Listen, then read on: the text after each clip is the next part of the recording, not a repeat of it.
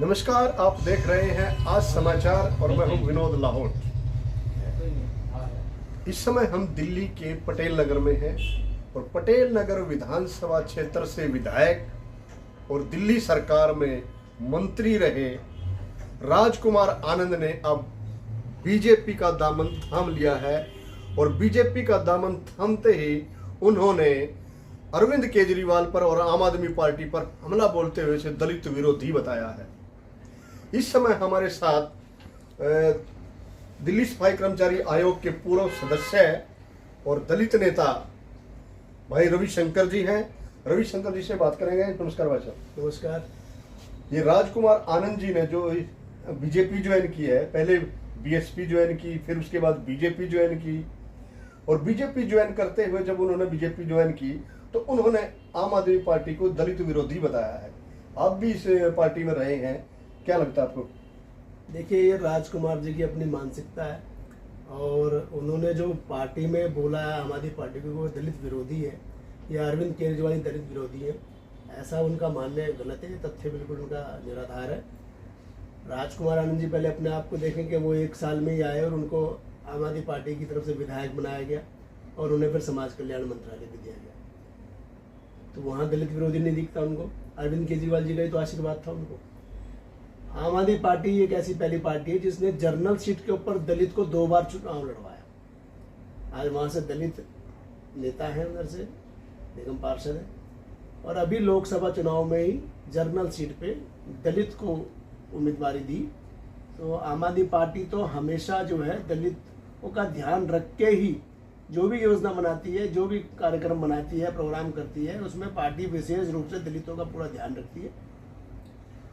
आम आदमी पार्टी की ओर से जितने भी कदम उठाए जाते हैं वो पूरा दलितों के ध्यान में रखे उठाए जाते हैं और इसमें जीता जागता स्वरूप आप राजकुमार आनंद जी को देख लो। और मैंने बताया 2 बार जनरल सीट पे दलित को चुनाव लड़वाया और अभी लोकसभा का चुनाव। दलित विरोधी थोड़ा ना है, ये तो दलित हितैषी पार्टी है। उन्होंने जो आरोप लगाया कि भाई दलितों का जो फंड है उसको डाइवर्ट किया जा रहा है, तो देखिए डाइवर्ट कहाँ से कर देंगे, कहाँ कर दिया? तो राजकुमार जी ये भी बताते ना कहाँ कर दिया। फंड तो अरविंद केजरीवाल जी है, जो 36,000 करोड़ रुपए पहले दिल्ली का फंड होता था, आज वो 60,000 करोड़ रुपए है। तो दलितों को और दिल्ली की जनता को देखते हुए फंड रिलीज को कराते हुए इसको बढ़ा दिया। दिल्ली सरकार ने सारी जो दिल्ली वासियों के लिए और सभी वर्गों का ध्यान रखते हुए इस बजट को बढ़ाया और बजट को खर्च भी करते। ठीक है, केंद्र सरकार के पास हमारा यहाँ से रेवेन्यू जितना जाता है उतना रेवेन्यू वापस कितना आता है ये भी सारी जनता को पता, दिल्ली की जनता को पता। अरविंद केजरीवाल ने दिल्ली के 2 करोड़ लोगों को अपना परिवार माना है और उसमें जो दलित वर्ग आता है और जो सारे वर्ग आते हैं उनको अपना परिवार माना और दलित वर्ग को विशेष रूप से अपना परिवार माना है और उनके हितैषी हैं। इसमें जीता जागता मैं भी हूँ।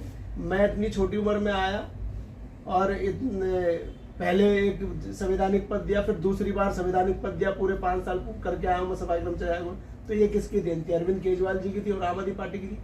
तो मैं तो बिल्कुल इस बात को निराधार मानता हूँ और मैं अरविंद केजरीवाल को दलितों का हितैषी मानता हूँ और जहाँ तक समझता हूँ कि जो डर गया वो मर गया। अरविंद केजरीवाल जी एक शेर है, वो आज भी लड़ रहे हैं, कल भी लड़ रहे थे और आगे भी लड़ते रहेंगे। अरविंद केजरीवाल के पीछे और उनके सिपाही हम भी हैं, उनके साथ हम भी लड़ेंगे। तो जिस तरीके से राजकुमार आनंद पटेल नगर से विधायक थे और अब बीजेपी से गए हैं तो पता है कि बीजेपी से लड़ेंगे, तो कितना असर यहाँ पड़ेगा? क्या उनका बीजेपी से वो विधायक बन पाएंगे या आम आदमी पार्टी में कितना असर पड़ेगा? देखिए, जो मान सम्मान अरविंद केजरीवाल जी ने उनको दिया, जो मान सम्मान अरविंद केजरीवाल जी ने उनको मंत्री बना के दिया, वो उन्हें किसी और पार्टी में नहीं मिलेगा। वो कहीं से भी जाके लड़ ले, उनको पता। अभी लोकसभा चुनाव लड़े, उनको पता लग गया कि उनको कितने वोट